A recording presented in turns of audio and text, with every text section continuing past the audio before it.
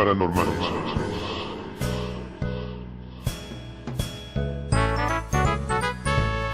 Pues antes de comenzar, hoy quiero pedir una disculpa porque ha estado lloviendo y podrían escucharse ruidos.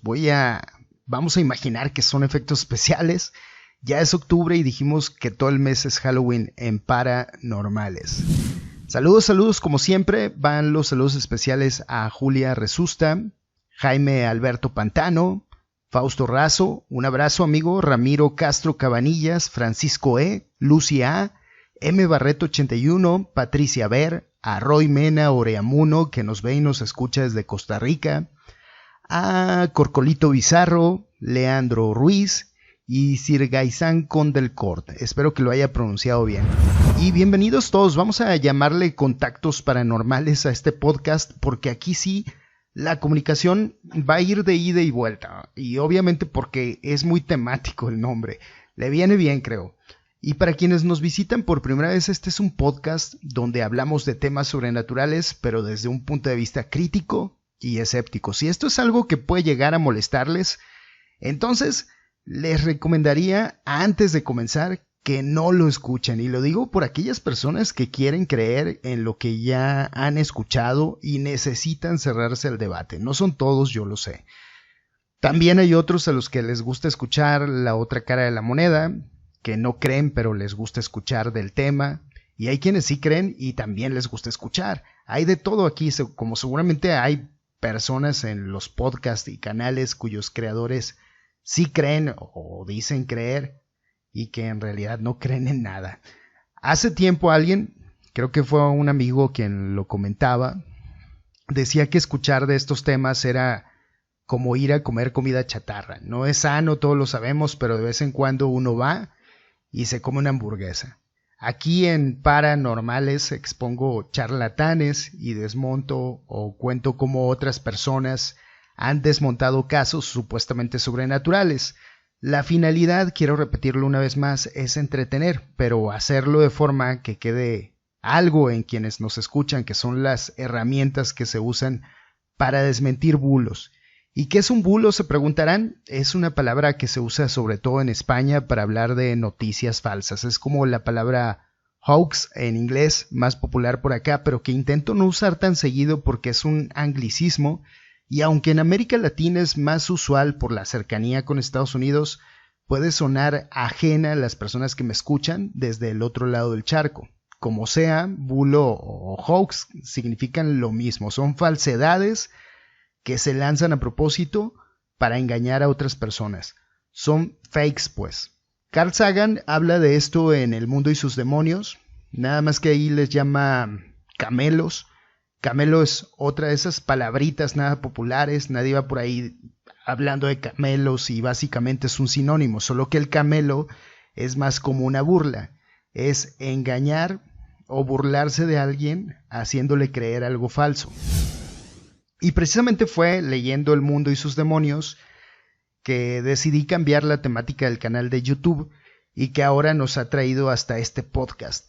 Apenas lo comentaba con Oxlack, que tuvo a bien invitarme a su canal para platicar de este tema. Este canal no iba a tratar sobre escepticismo, iba más bien por el tema de la cultura informática y todas esas cosas que siguen llamando mi curiosidad. El activismo cibernético, el CryptoPunk, el arte digital, las criptodivisas y la historia de la tecnología eran los temas principales. De hecho, no iba a estar solo en esos temas. Estoy hablando del 2011 al 2012, cuando el ciberactivismo estaba muy de moda. En esos años se dio la primavera árabe y donde la gente se organizaba a través de las redes sociales. Por aquel tiempo, el gobierno egipcio, ustedes recordarán, restringió el uso de Internet y Telecomics, un grupo de ciberactivistas, comenzó a enviar faxes.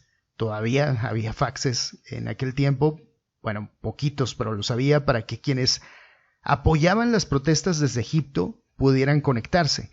Son los años también de movimientos como Toma la Calle, el 15O, los Occupy que se conformaban a nivel mundial y a los que se sumaron los miembros originales del colectivo Anonymous y Lulzec, entre otros.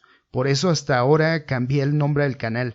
Yo no sabía la verdad si era o no una buena movida porque ya todos lo conocían como Argof, pero no decía nada sobre el escepticismo o los temas que ahora tratamos. Argof, y lo voy a decir ahora, no lo hacía porque tengo haters muy fieles que incluso han inventado teorías conspirativas sobre mi persona, han creado una historia paralela que los llevó a leguas de la realidad y no quería ayudarles a crear una biografía más atinada. Algún día tenemos que hablar de esas teorías conspirativas. Pues bueno, Argof era un juego de palabras para referirnos al colectivo Anonymous precisamente. Voy a comentar acá una parte quizá tan oscura de la historia como podía ser la fantasía de las personas que se han tomado la molestia de crearme mis propias teorías conspirativas, y creo que voy a hacerlo por primera vez. La verdad, ya no recuerdo si lo he dicho antes, pero tuve buenas relaciones con varios ciberactivistas por aquel tiempo, especialmente con gente de Anonymous. Argof era un juego de palabras que rimaba con Anonof, algo así como Anonymous desenchufado, o sea, un colectivo basado en Anonymous que quería realizar acciones tipo flash mob, o sea, llamar la atención de la gente a través de acciones creativas masivas. Argof era un juego de dos palabras, Argot o Argot, que es una palabra o una forma de hablar propia de un grupo reducido, y off, que es desconectado o apagado, como cuando estás offline, pues fuera de internet. ¿Qué fue lo que pasó? Pues que desde entonces había cosas en esos colectivos que no me gustaban. El anonimato no le cae bien a los colectivos, es decir, a los cibercolectivos. Funcionan cuando se conocen entre ellos, pero cuando todos, incluso entre ellos mismos, son desconocidos, eso se presta para muchas cosas. Para comenzar, la paranoia aumenta. Las personas pueden ser manipuladas fácilmente. Aquí en México ni se diga.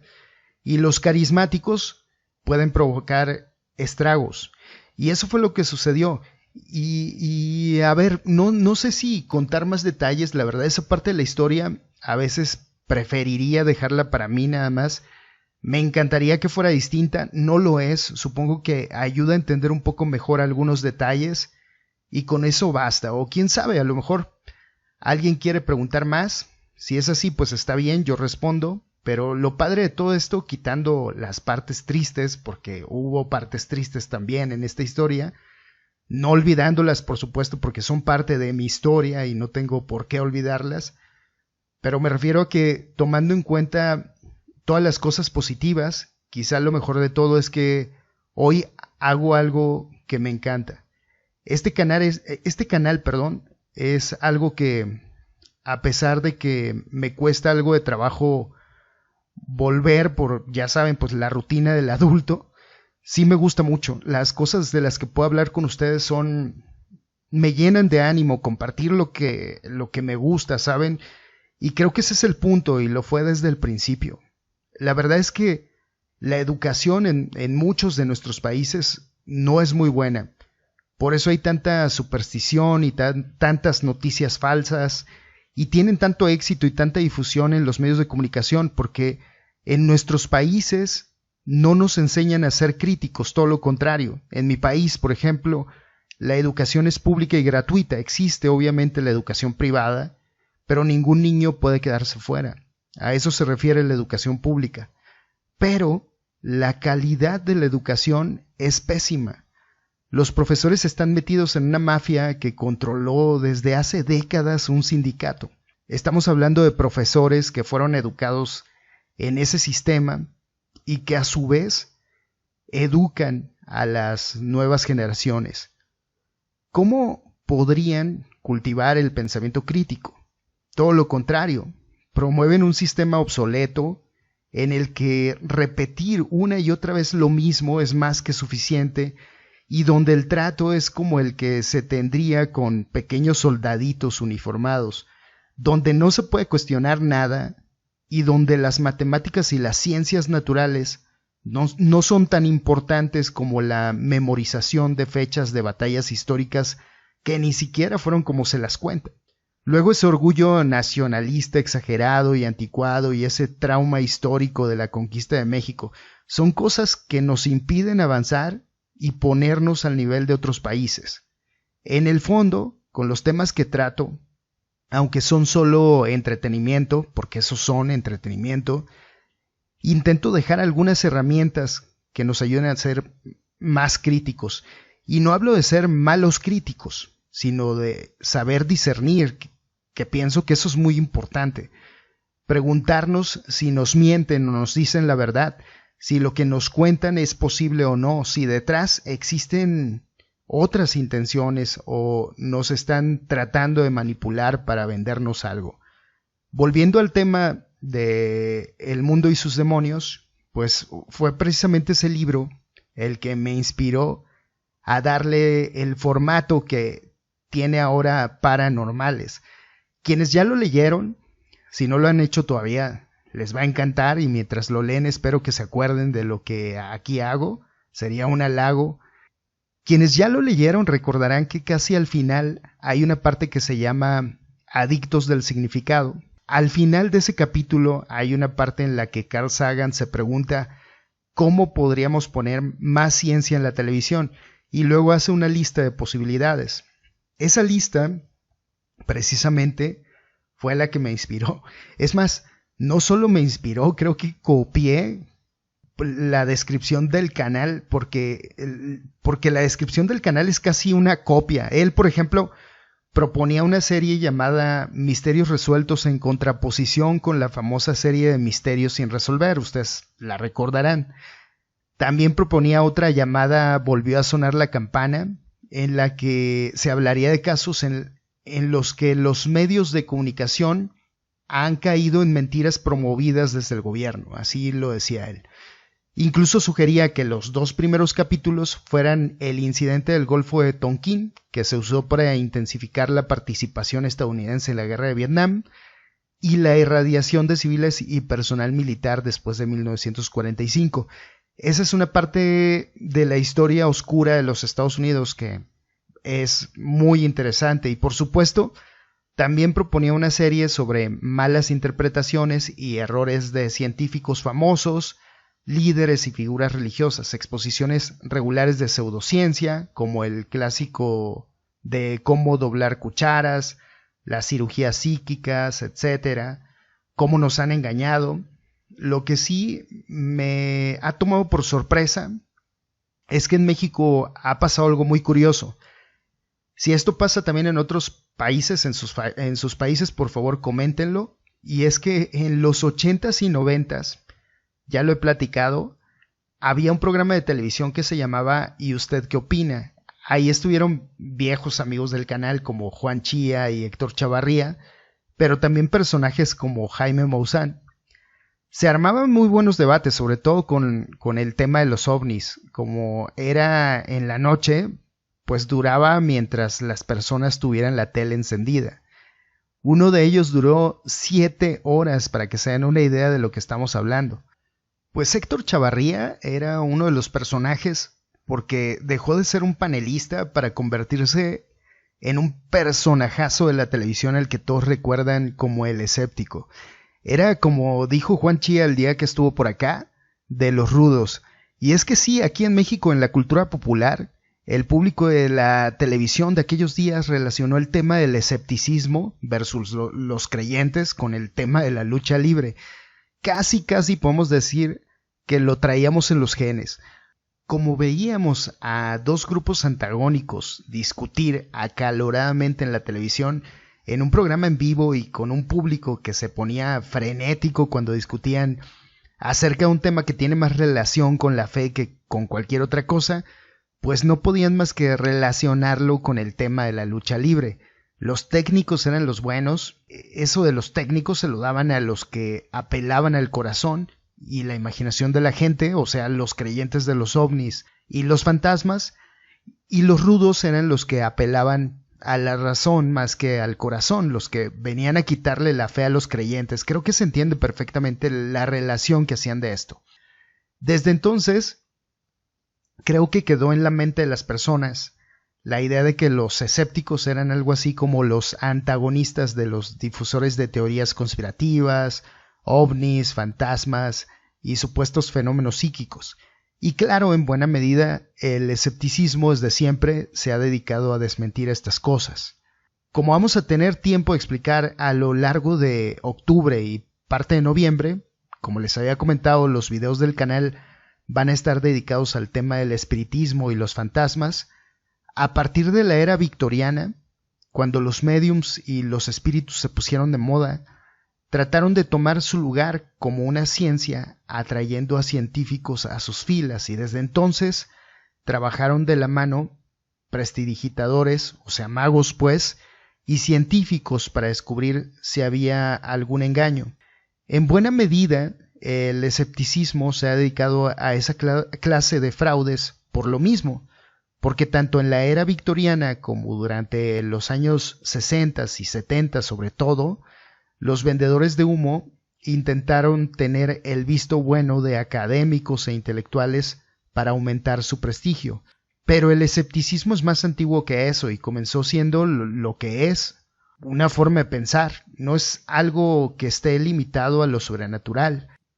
Y pues en México se quedaron con la idea de que esto del escepticismo solo debe aplicarse a los fantasmas y todo lo demás, pero les incomoda que se use para más que eso.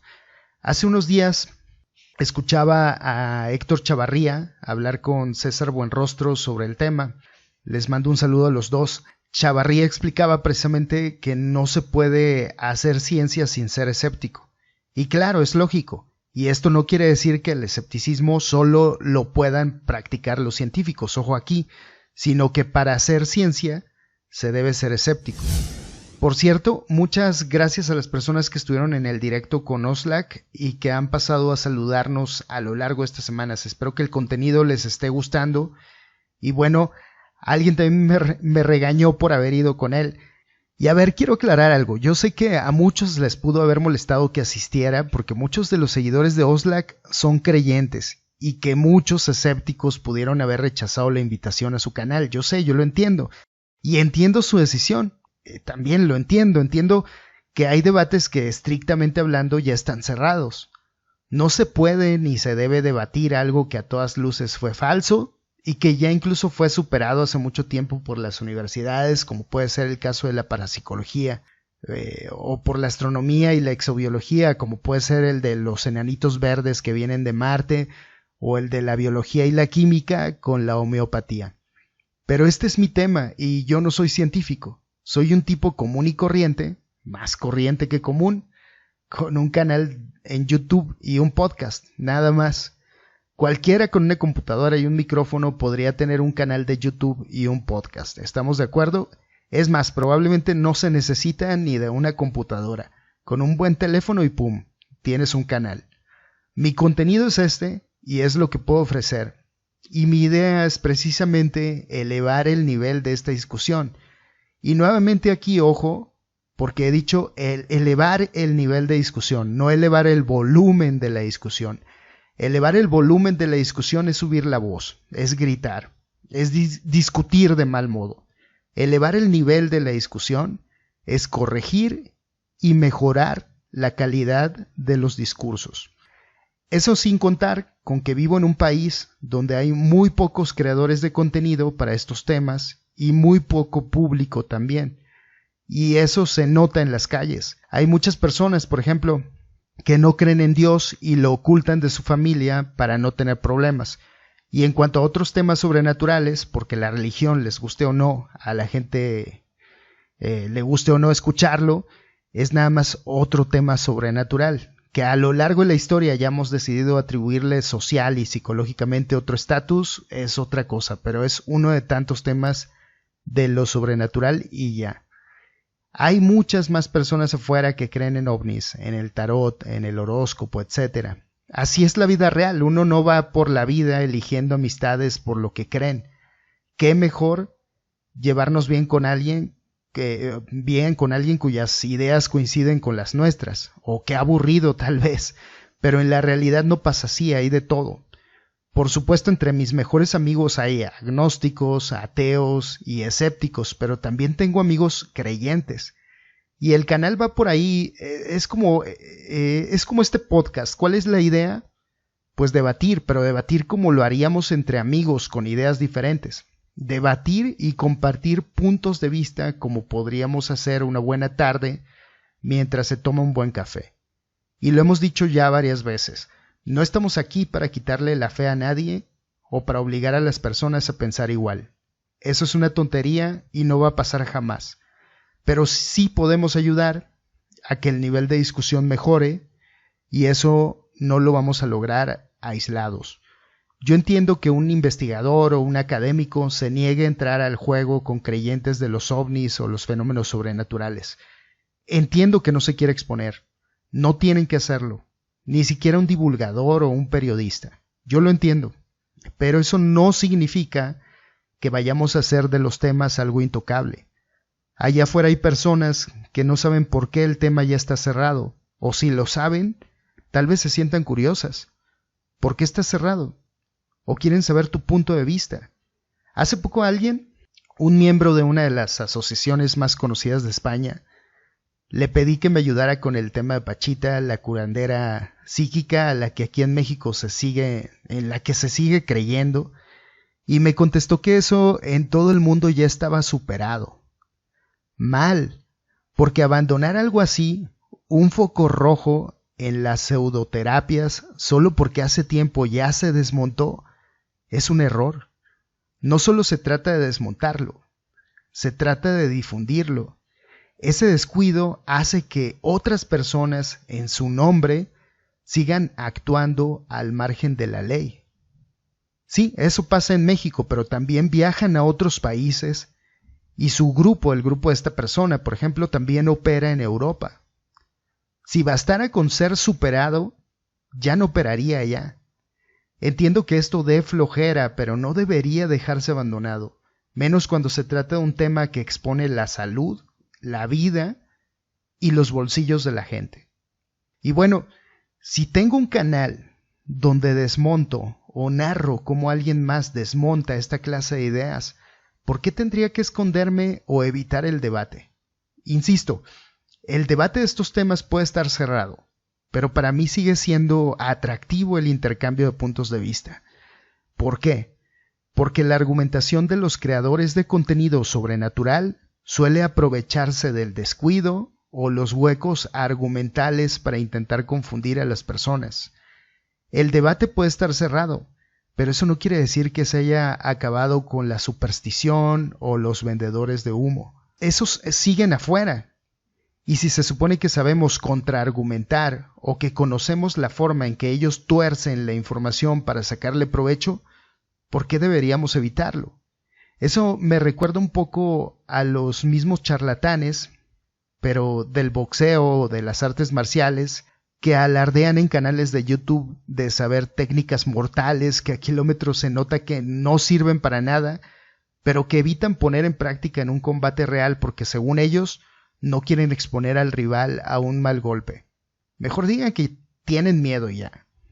Y sí, yo sé que hay muchos escépticos que han expuesto por qué no debaten, y al menos desde la distancia, y sin debatir la idea ni ponerla a prueba, por supuesto, dirán que hacerlo está mal.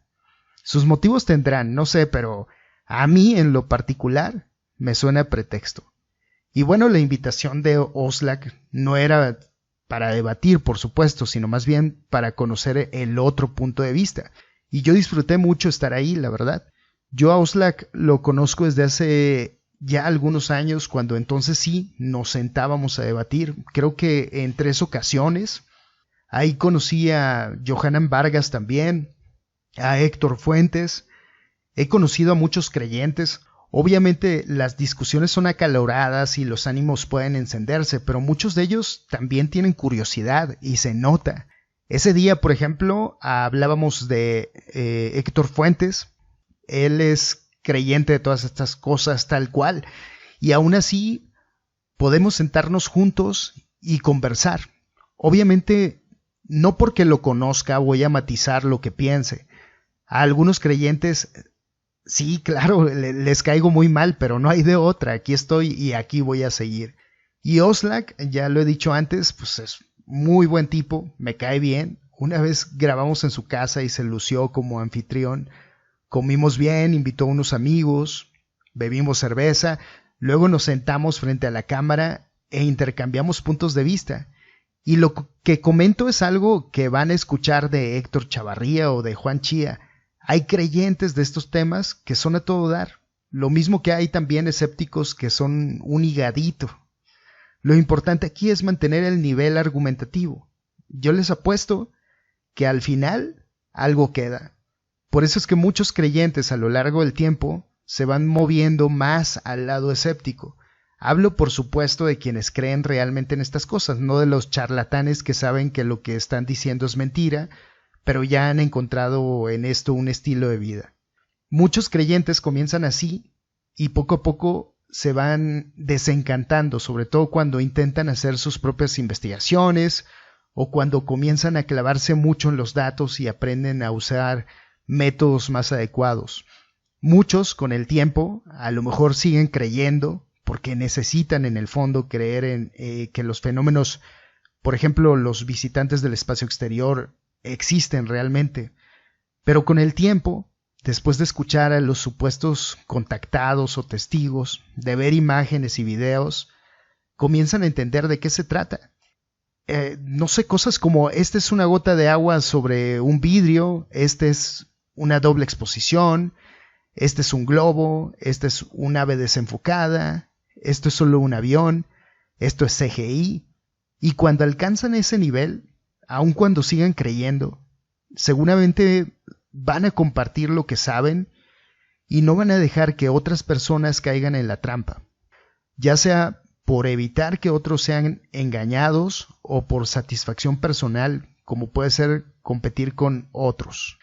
Ahí, en ese momento, todos ganamos, porque lo mismo pasa con la audiencia, comienzan a volverse más exigentes y de eso se trata.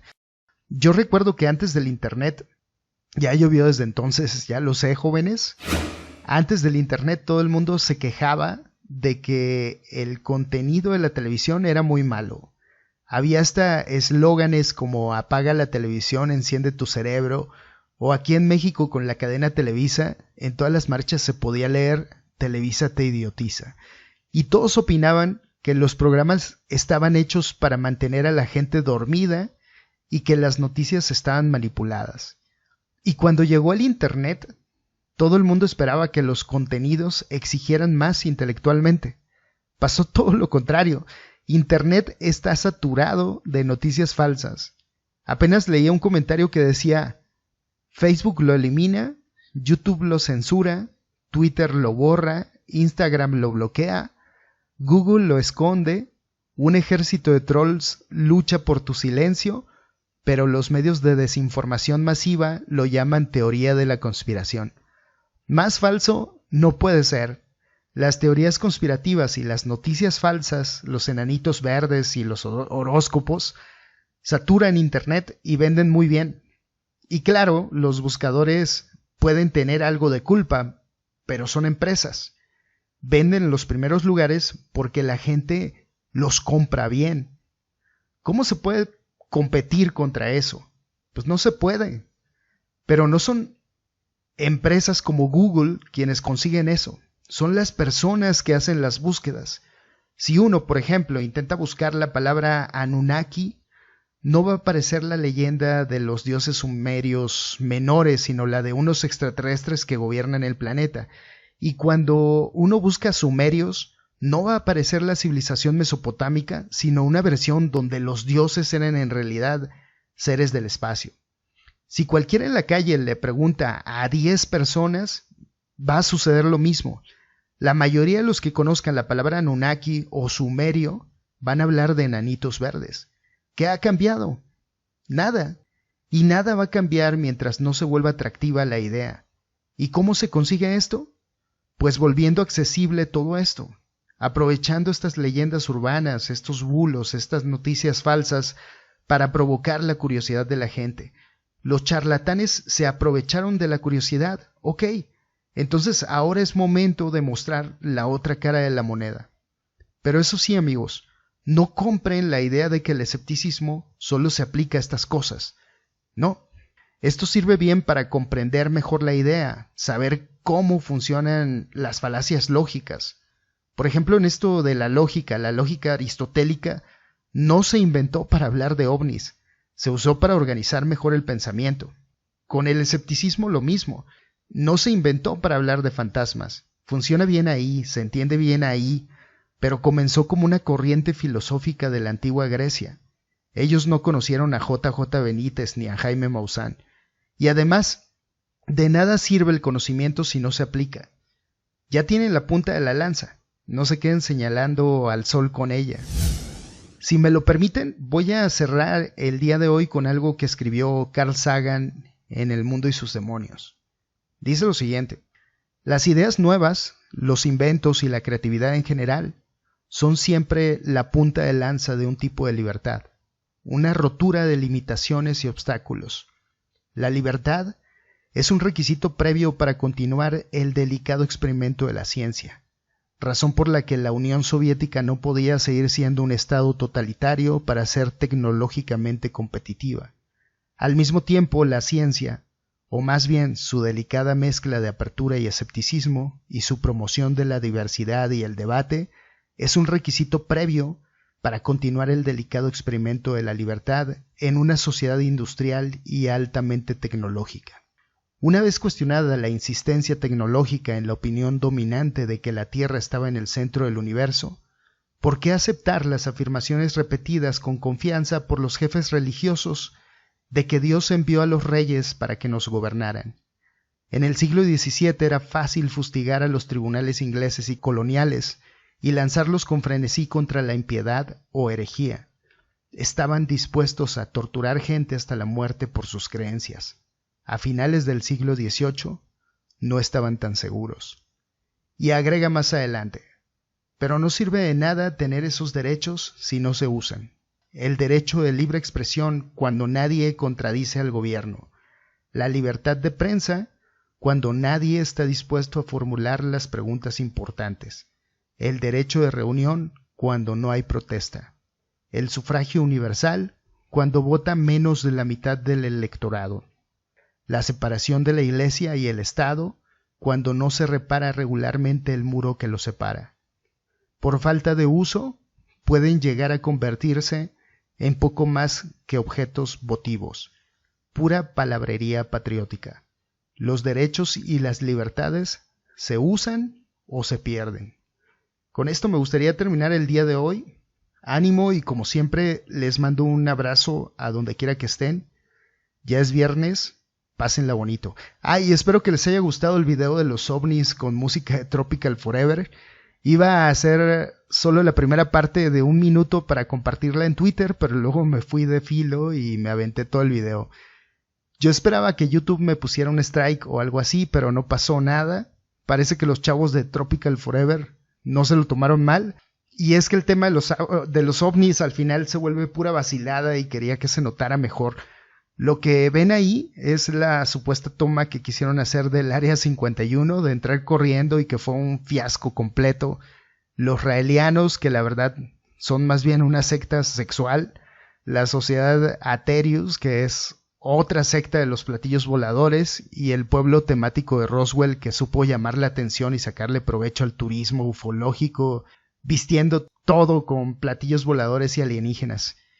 Y obviamente está ahí don Jaime Maussan, el día que se enojó con Elsa Burgos, y el caso del niño del globo, que es lo que se ve al final, y que se trató de un ufólogo que fingió que su hijo se había ido dentro de un globo con forma de platillo volador, y que movilizó a la policía en el año 2009. En fin, espero que la hayan pasado bien. Yo la verdad me la paso muy bien con ustedes. Ojalá que pronto ya estemos de vuelta en directo. Por lo pronto nos vemos la próxima semana y mientras tanto, sean felices y tengan siempre presente que saber nos hace libres, aunque perjudique severamente la ignorancia.